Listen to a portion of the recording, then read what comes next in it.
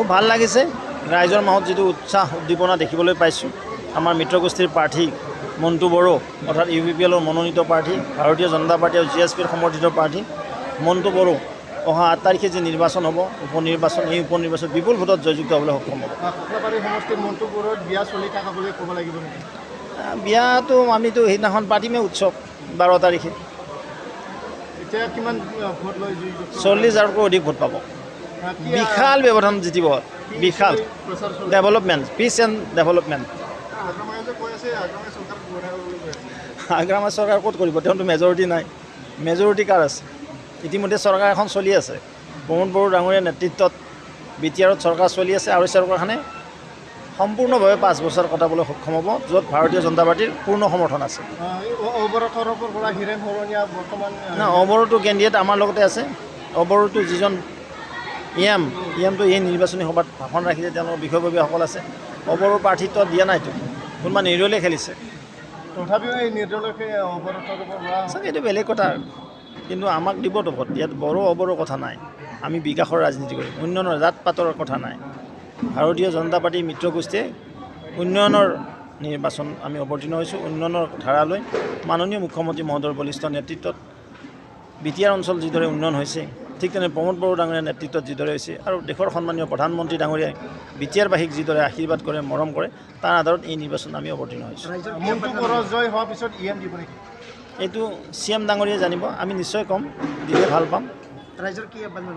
ৰাইজলৈ এইটোৱে আহ্বান জনাম যে শান্তিৰ স্বাৰ্থত প্ৰগতিৰ স্বাৰ্থত BTR অঞ্চলৰ আৰু অধিক বিশেষকৈ ককিলাবাৰী ৰাইজৰ আৰু অধিক উন্নতিৰ কাৰণে আৰু যিখিনি কাম প্ৰমোদ বড়ো ডাঙৰীয়াই কৰিছে এইখিনি কাম কমপ্লিট কৰাৰ কাৰণে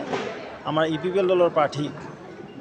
অৰ্থাৎ মিত্ৰগোষ্ঠীৰ প্ৰাৰ্থী মণ্টু বড়োক ট্ৰেক্টৰৰ ছবিত তেওঁলোকৰ বহুমূলীয়া ভোটটো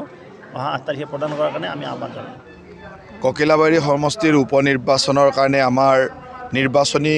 কাৰ্যসূচীসমূহ আৰম্ভ হৈছে আজি আমি তিনিওটা দলৰ তৃণমূল পৰ্যায়ৰ কৰ্মীসকলৰ এক সাংগঠনিক সভা আমি কৰিছিলোঁ ইয়াতে আৰু এই তৃণমূল পৰ্যায়ৰ UPPL BJP আৰু GSP তিনিওটা দলৰে তৃণমূল পৰ্যায়ৰ কৰ্মীসকলৰ লগত আমি আলোচনা কৰিছোঁ যে আগন্তুক দিনত আমাৰ সাংগঠনিক কাম কেনেকৈ হ'ব ৰাজনৈতিকভাৱে আমি কি সভা কৰিম কেনেকৈ কৰিম ইয়াত আমাৰ ৰাজ্যিক সভাপতি ভৱেশ কলিতা ডাঙৰীয়া UPPLৰ প্ৰমোদ বড়ো ডাঙৰীয়াকে প্ৰমুখ কৰি সকলো আমি উপস্থিত আছিলোঁ আৰু আমি পৰিকল্পনা কৰিছোঁ যে এইবাৰ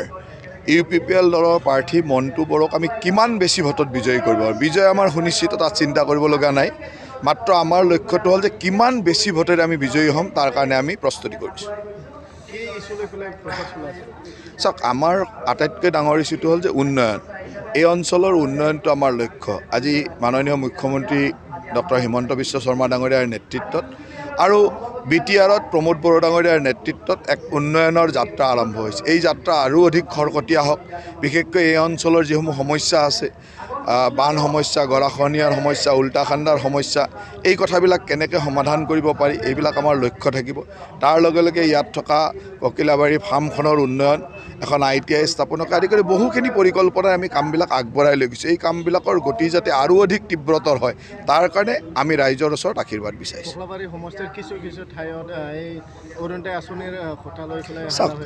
এই কথাবিলাকতো সকলো ঠাইতে বিভিন্ন সৰু বৰ আলোচনা থাকে কিন্তু তাৰ পৰিসমাপ্তিৰ কাৰণে আমাৰ চৰকাৰে যিবিলাক ব্যৱস্থা লৈছে অহা জুন জুলাই আৰু আগষ্ট মাহত এই 3 মাহত আমি কিছুমান নতুন ব্যৱস্থা ল'ম আৰু আপোনালোকে দেখিব